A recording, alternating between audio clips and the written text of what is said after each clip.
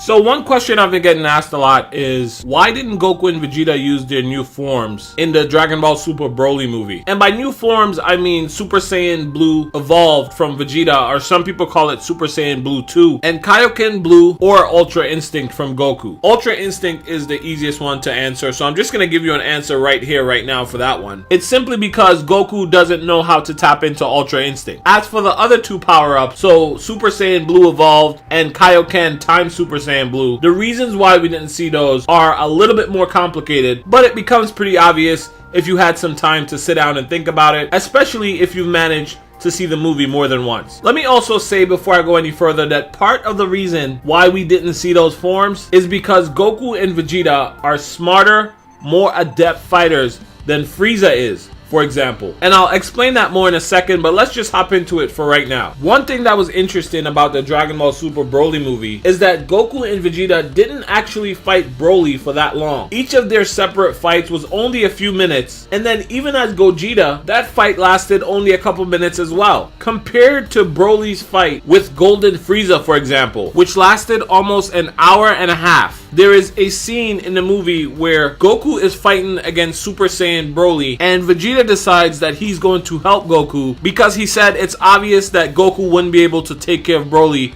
by himself. Meanwhile, Goku is fighting in his base Super Saiyan Blue transformation without a Kaioken multiplier. Then Vegeta joins the fight in his base Super Saiyan Blue form, and after just a few moments of the both of them fighting against Broly at the same time, Goku decides that they need to instant transmission to Piccolo to learn the fusion dance. This wasn't because they weren't individually stronger than Broly up to that point, and I'll explain that more in a second, but it's because both Goku and Vegeta realized Broly's secret, something that even Broly was likely unaware of himself. Goku and Vegeta realized that whenever they transform, so they boost their own power levels, Broly is then able to learn, adapt, and push his own power level to match their new stronger power level and then overcome it. So it wouldn't make sense for Vegeta to transform to his evolved blue transformation, for example, because Broly would just do the same thing. He would be able to match that transformation and then eventually overcome it. In that moment, Goku and Vegeta, being the smart and experienced fighters they are, knew that the only way to defeat Broly was to take their power levels to a realm where Broly simply could not compete. They could dominate him before he had enough time to reach their power level, and that is if he's even capable of reaching their power level. So that's why they decided to employ fusion over using Kaioken or Super Saiyan Blue evolved. Now, I hope that's a straightforward enough answer for you, but I know some of you guys aren't convinced, and there's actually even more evidence to solidify this as the truth, so stick with me a little bit longer and give me a chance to better explain. Consider this for a second. Golden Frieza is much weaker than Super Saiyan Blue evolved Vegeta. How do we know this? We know this because in the Tournament of Power, God of Destruction Toppo was able to easily dominate Golden Frieza. And dominate is putting it nicely. The things God of Destruction Toppo did to Frieza, one man should never do to another. Anyway, God of Destruction Toppo was defeated by Super Saiyan Blue evolved Vegeta. Pretty soundly too. Vegeta was able to not only cut through Toppo's Hawkeye energy, he also had enough energy left over to lend Goku for his fight with Jiren. By the way, as a quick side note, this also implies that Kaioken Super Saiyan Blue Goku is also much stronger than Frieza, because the fight against Jiren showed that that version of Goku and Super Saiyan Blue evolved Vegeta are around similar levels of power. Anyway, let's keep going. When Goku and Vegeta ran from Broly or teleported away, Golden Frieza, who again is weaker than Super Saiyan Blue evolved Vegeta and Kaioken Blue Goku, but yet Golden Frieza was able to fight and hold his own against Super Saiyan Broly for over an hour, closer to an hour and 30 minutes. This is while Goku and Vegeta were learning the fusion dance. If Golden Frieza could fight against Super Saiyan Broly for that long, I mean, that's longer than the entire Tournament of Power.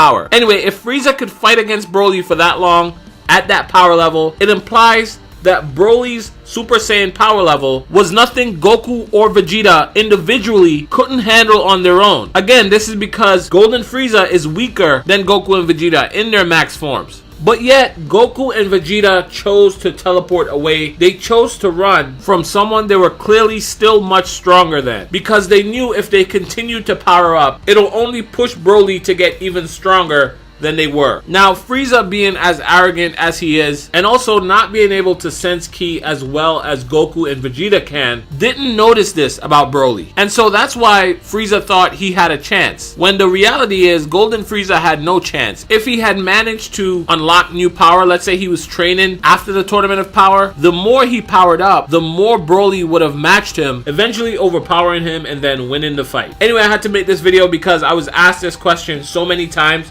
That's it for me. If you enjoy or appreciate the content, hashtag Dooku in the comments below. I'll be talking to you guys again real soon. Bye.